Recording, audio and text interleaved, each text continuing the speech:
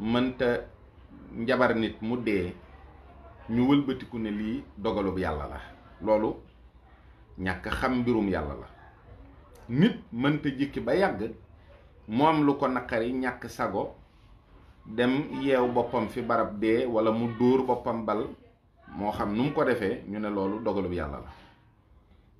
nit mënta rey nit ni moroomam yàlla digle ñu rey ko nga wëlbatiku ne lii dogalub yàlla la. kon injustice day am sax ca ka nga xam ne mooy karay déedéet yooyu yëpp am na ci yeneen. am na Sëriñ Cerno Kanama ko daan wax ne ma am na juróom benni dee yoo xam ne du dogalub yàlla, yàlla reyu leen. te loolu bari na ci sunu réew mi lool lépp nag dama koy waxaat rek dañ koy xëpp ci kaw yàlla. ndax borom bi tabaaraka wa taala moom daal xam naa lim dul ñàkk tontu fi mu toll nii, ñàkk yàkkamti, xuloowul, ne tekk rek di xaar ñëpp bis, di leen xaare bis. loolu moo tax lu bari ñu ko koy teg ngir bëgg lu yomb rek. seet solution bi gën a yomb mooy dogalub yàlla la. waaye lii xew ci Kiné Gaye mii xewoon ci Astu Soxna, xew ci Fallou Sène, xew ci mbooloo mu bari ci réew mi ñoo xam ne ba ñu xëyee seen yitte dee bokku ci, ñu rey leen noonu ci Mali foro. àgg na foo xam ne xëy na mi ngi bëgg ëpp yaakaar naa. te bu nit ñi amee xel amub seetlu lu bari dinañu ci bàyyi xel fi mu toll nii. ndax quand même il est temps. am réew boo ci nekkee ñu nekkat dañ koy administrer ci wàllu politique di ko jiite. am na émission bu ñu defoon 2S maak Ababacar Mboup wax nañu ci. ndax dafa ne la politique c'est l'art de gérer les affaires de la cité. ma ne ko c'était mu wax ma insister. waaye seetlu leen, regardez autour de vous. sunu nit yi nga xam ne dañuy yëngu ci wàllu politique kenn ku ne sa yitte mi ngi jëm ci noo mën a fexe ba falu. noo mën a fexe ba falu rek mooy sa yitte. tous les moyens sont bons pour nga falu. te fa ñu ko jàngee kooka it da caa teg sax ni la fin justifie les moyens. ñëppay politique ndax réew mi boo dee liggéey bëgg a avancer da ngay politique. bu fekkente ni dangaa amul dara loo def bëgg a tekki da ngay politique. réew mi boo seetloo liggéey ñii ñaq rek jariñu ak ci sphère bi bëgg liggéey xam ne li ñuy def mën nañu ko, dañuy jël un homme politique teg seen kaw mu di leen nappaaje di yàq seenub liggéey ba am palam jeex. ñoom ñuy assurer intérim bi, bu ñu demee ñu dem falaat un homme politique kooku bu ñëwee nappaajewaat leen. il faut qu'on revoie le système dans toute sa totalité, dans toute sa globalité. Nos affaires dans ce pays ne seront jamais bien gérées si les cas de figure que nous vivons ne changent pas. li fekk waxoon naa ko du ñu sanctionner nit mukk ci lu dul dafa def faute politique, mooy maanaam dafa dem élection ci ay localité ñu gañe ko, duñ ko sanctionner, duñ ko wàccee li fekk président du signer décret dàq un homme politique parce que dafa fekk def faute professionnelle ci liggéeyam. dara du changer ci wàllu administration beeg ni ñuy gérer sunuy affaire. mais indécence dafa am benn niveau boo xam ne sax c'est soutenable pour un être humain boo xam ne tuuti humanisme mi ngi ci moom. mooy nag nga nekk par exemple le ministre de la santé, benn femme bu ëmb ba diis gann faatu ci benn hôpital ci gox bu jegee ni Louga, nga war a mën a waaxu ba Louga ne leen lii dootu fi am mukk. defuloo ko, président ne tekk di la déglu ñaari fan, jëluloo benn décision, defuloo déplacement mu dàq la. À l'heure où nous parlons, Abdoulaye Diouf Sarr aurait dû être l'ancien ministre de la Santé du Sénégal. waaye dara déclaration sax de vive voix duñ ko may nit ñi parce que respecté wuñ leen xam nañ ne nit ñooñu teguñu leen fenn. ñu jàll tuuti ñu ne jéggal nañu leen mbir ma jeex na waxtaane nañu ko daal di fab la ca gën a ñaaw séddu ko yàlla mooy dogalub yàlla la ña ca amoon responsabilité ña ca def ña ca wax ba loolu am ba nit ka dee ñooñu kenn ku ne delluwaat ci sa yitte gentiment.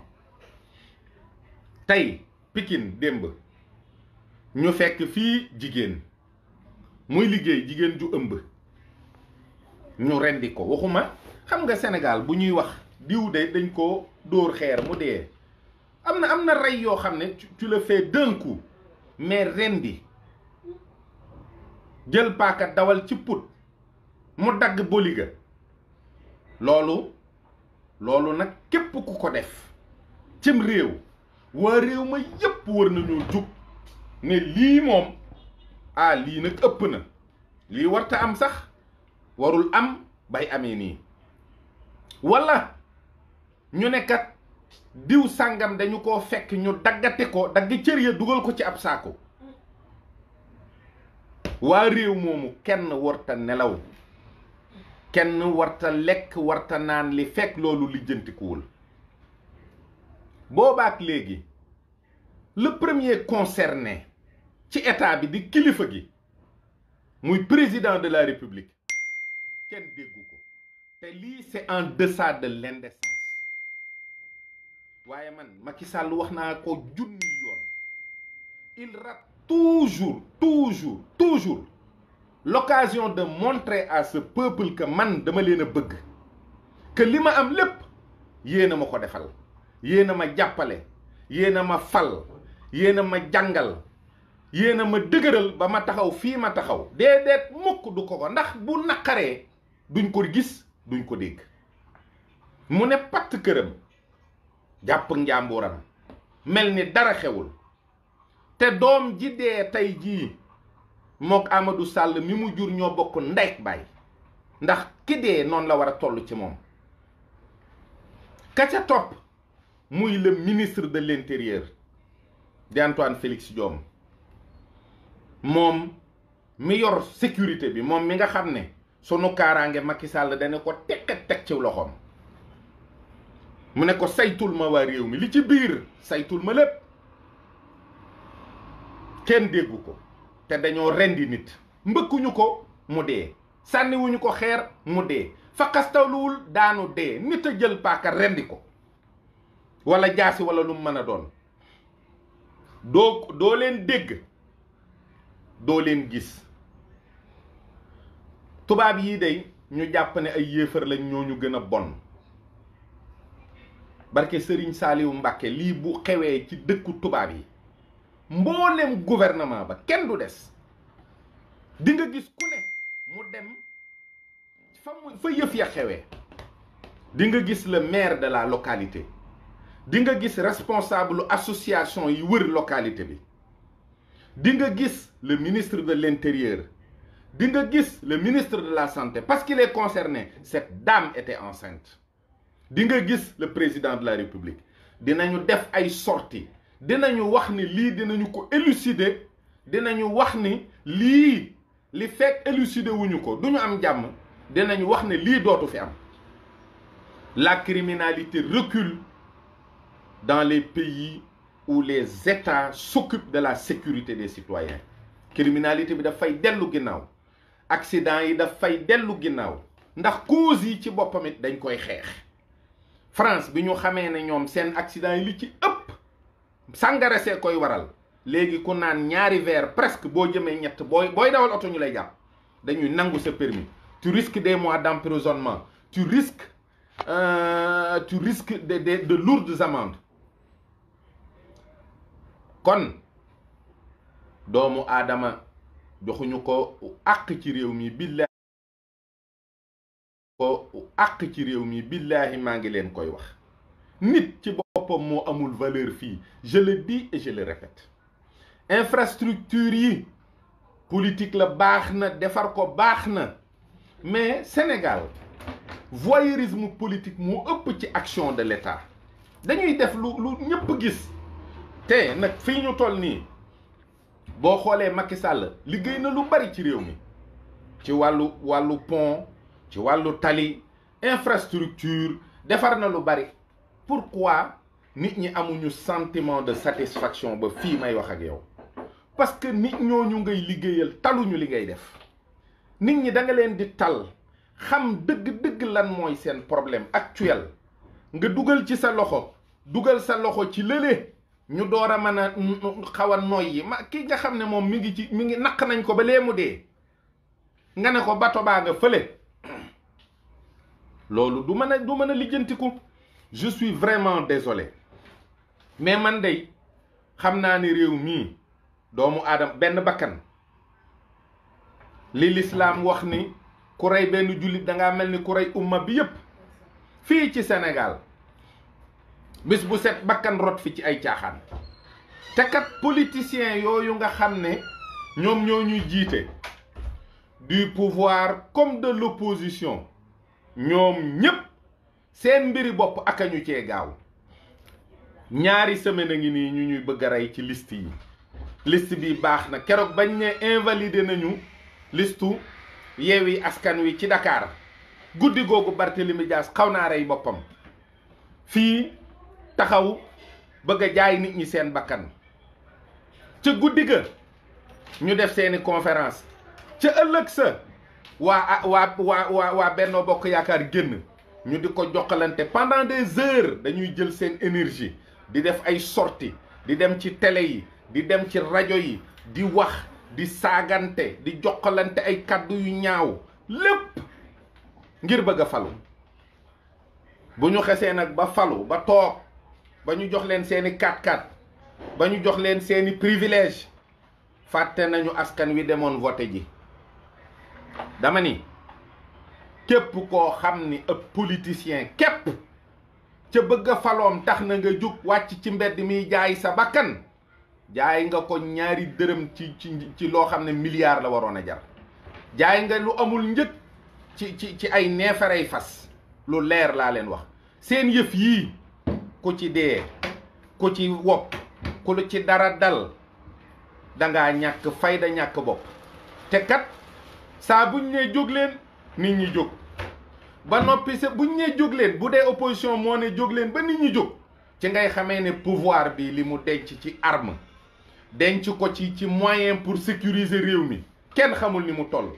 da ngay gis ñu tëj koñ yépp fu ne ay gaay ay nit ay soldat taxaw fa solu ba ñàng bu ñu bëggut réew mi sëqat kenn du sëqat. bu ñu bëggee réew mi 8 heures ñu tëdd ñépp tëddi à 8 heures. barke Dembo Njaay bu yàggul dara ci Covid bii ci décision boo xam ne xamuñu fuñ ko teg dañoo xëy rek ne waaw Covid bi kat distanciation sociale la laaj bu leen raxasu bu leen jegente bu leen lii acca tëddi leen 8 heures. booba 19 heures 19 heures dootoo gis nit ci mbedd mi 20 heures mbedd lu mu ruqe nga gis fab soldaar mu taxaw kenn ñemewut a génn. ak ñoo mën a sécuriser réew mi su leen neexee ak ñoo mën a jàpp band yi su leen neexee ak ñoo mën a teg réew mi ci yoon su leen neexee. bu leen neexoon ki ren di ndaw sii billahi balaa am 24 heures ñu jàpp ko. fii Sénégal kenn du réer ndax ñëpp ay wax. fii ku fi sa kër am bandi xam nga ko ku fi sa kër am agresseur xam nga ko. fii li fi xew lépp xam nañu ko ndax nit ñi dañuy wax. parce que nag nit ñi bëgg nañ seen bopp. am na quartier yoo xam ne Pikine gii li xañ nit ñi jàmm fii ci Pikine bu nit ñi bu wóoroon nit ñi ne bu ñu waxee police jël si leen ñu teg leen ciw yoon kon kenn ci ñoom du fa fanaan. waaye wax ji lu muy jariñ da ngay dénoncer nit ka dem ba ci biir xam ne yaa ko dénoncer mu rey la.